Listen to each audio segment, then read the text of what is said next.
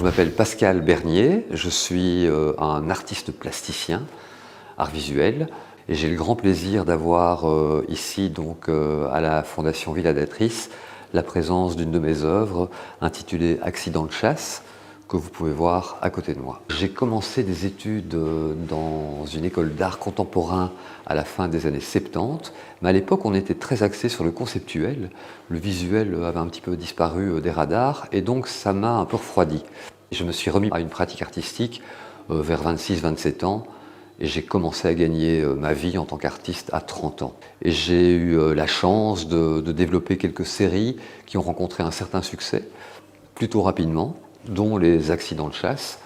Personnellement, je pars plutôt de mes émotions, les émotions dues au spectacle du monde autour de moi, à la disponibilité que je me donne pour être présent au monde.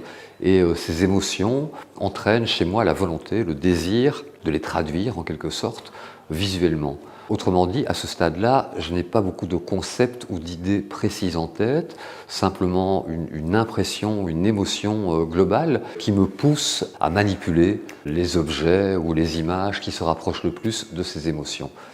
Pour la série des accidents de chasse, tout était parti finalement d'une rencontre au marché aux puces avec un petit faon qui était en bien piteux état. Et ça m'a rappelé d'abord le traumatisme de mon enfance en voyant le film Bambi de Walt Disney. Toute ma génération a pleuré en voyant ce film dans les années 60.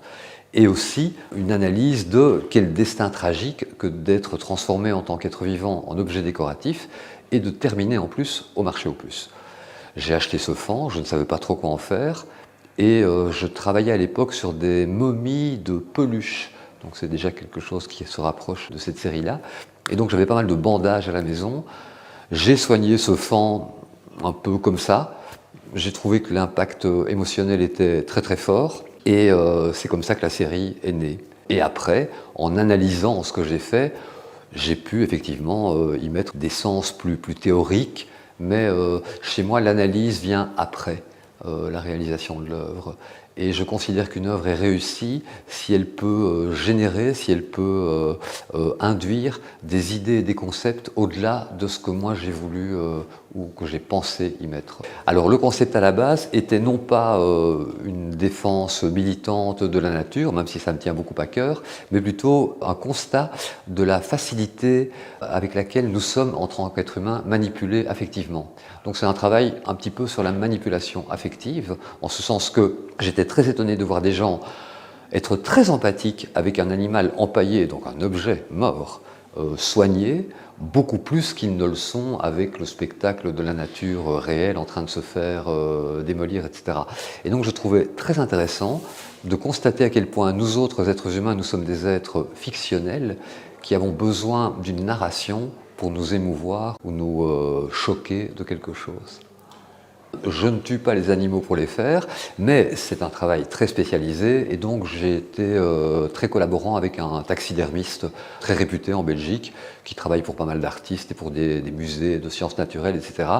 À part le premier que j'ai trouvé au marché aux puces, ça s'est plutôt fait avec un spécialiste pour que les animaux soient naturalisés dans des conditions correctes, légales, hors de tout trafic possible, etc. quoi. Donc il y a aussi une volonté éthique quand même de transparence par rapport à l'utilisation de ce genre de matériaux.